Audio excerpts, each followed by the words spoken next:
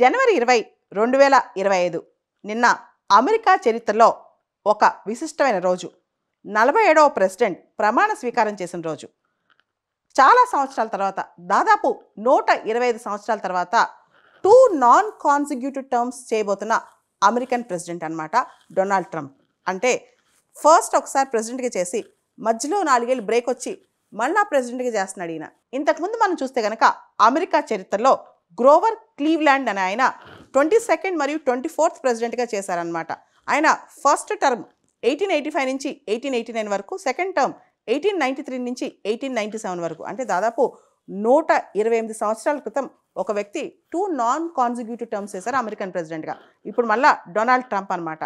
నిన్న Donald Trump ప్రెసిడెంట్గా elect అయిన తర్వాత ఇచ్చిన మొదటి స్పీచ్, ఇనాగరల్ స్పీచ్ ఏదైతే ఉందో అది ప్రకంపనలు రేపుతోంది.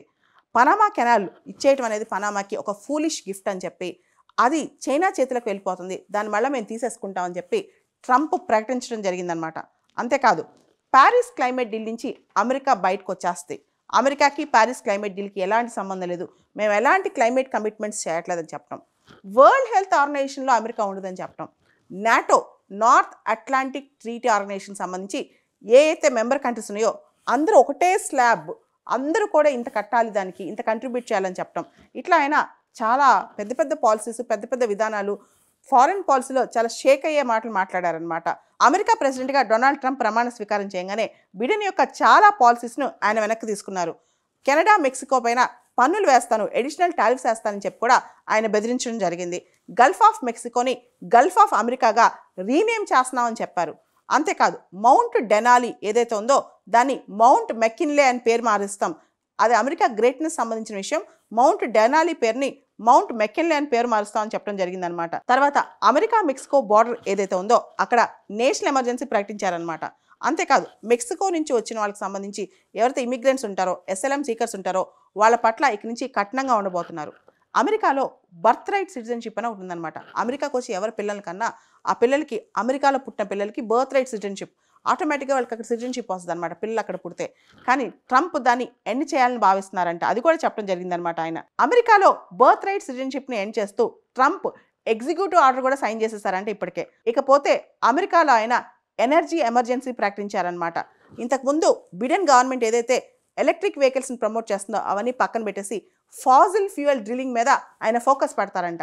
చూడండి, అమెరికన్ ప్రెసిడెంట్ మారంగానే ఫోకస్ ఎలా మారిందో, ఈ వెహికల్స్ నుంచి మళ్ళీ తిరిగి ఫాజిల్ ఫ్యూయల్ డ్రిల్లింగ్కి వెళ్ళిపోద్దంట అమెరికా. సో బిడెన్ పాలసీ యొక్క ఈ వెహికల్స్ని పక్కన పెట్టేస్తుంది అమెరికా అని చెప్పి డొనాల్డ్ ట్రంప్ చెప్పుకొచ్చారు. అమెరికాలో ఫెడరల్ హైరింగ్ తగ్గించేస్తారంట, అంటే అమెరికన్ గవర్నమెంట్ ఇచ్చే ఉద్యోగాలు తగ్గిస్తారు. Except military and unspecified areas to support government. Military ఉద్యోగాలు, కొన్ని అన్స్పెసిఫైడ్ ఉద్యోగాలు తప్ప చాలా ఉద్యోగాలు తగ్గించేస్తారంట. అంతేకాదు, అక్కడ అమెరికన్ గవర్నమెంట్ ఉద్యోగులు ఎవరైతే ఫెడరల్ ఉద్యోగులు ఉంటారో వాళ్ళని ఎప్పుడు పడితే అప్పుడు ఫైర్ చేసే విధానం కూడా తీసుకురాబోతున్నారంట. డాజ్ అని చెప్పి కొత్తది క్రియేట్ చేశారనమాట, department of government efficiency. Elon Musk అధ్యక్షతన దానికి చాలా పవర్స్ ఇస్తూ ఒక ఎగ్జిక్యూటివ్ ఆర్డర్ కూడా తేబోతున్నారు. డొనాల్డ్ ట్రంప్ అమెరికా లేక ట్రాన్స్జెండర్ ప్రొటెక్షన్, వాళ్ళ రైట్స్ గురించి పక్కన పెట్టేస్తున్నారు. ఇక నుంచి అంటే అక్కడ ఓన్లీ 2 సెక్సెస్ రికగ్నైజ్ చేస్తారు, male or female.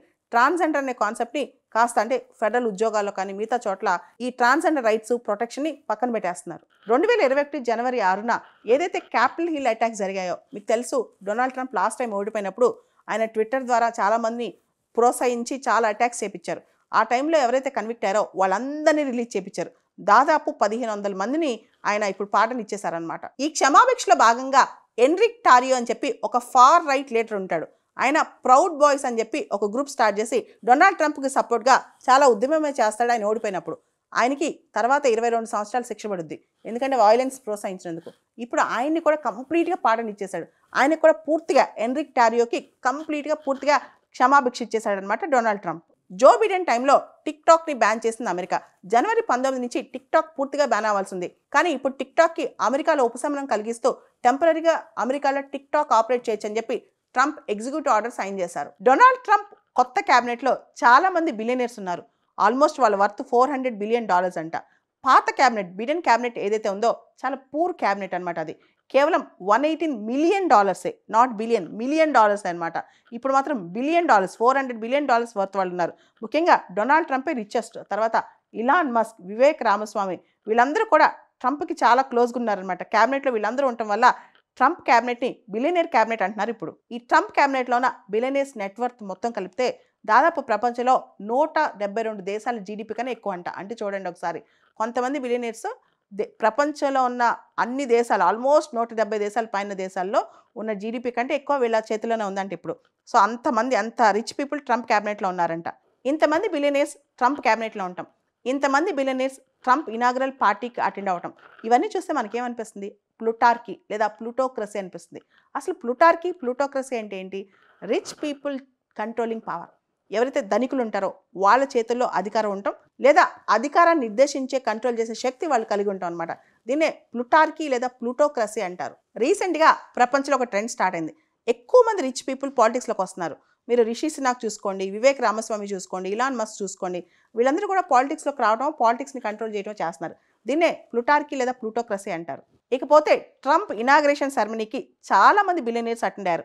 Mark Zuckerberg Meta, Jeff Bezos Amazon, Mukesh Ambani and Mukesh Ambani's wife Reliance group తరఫున, Sundar Pichai Google, Tim Cook Apple, Shou Zi Chew TikTok, Miriam Adelson ఆవిడ కూడా ఒక billionaire, Sam Altman OpenAI CEO, ఇట్లా అందరూ richest people Trump ప్రమాణ స్వీకారానికి attend అయ్యారనమాట. Trump ప్రమాణ స్వీకారానికి అనేక దేశాల నుంచి పెద్ద పెద్ద నేతలు, పొలిటీషియన్స్ కూడా అటెండ్ అయ్యారు.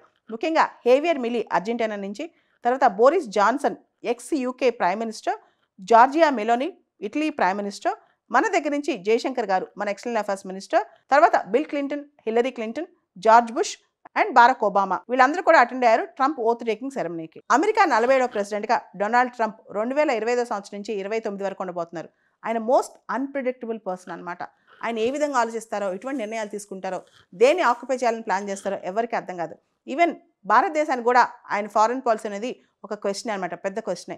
కాబట్టి ట్రంప్ దగ్గర నుంచి మనం ఏం ఎక్స్పెక్ట్ చేయొచ్చు అంటే కేవలం అన్ఎక్స్పెక్టెడ్ థింగ్స్.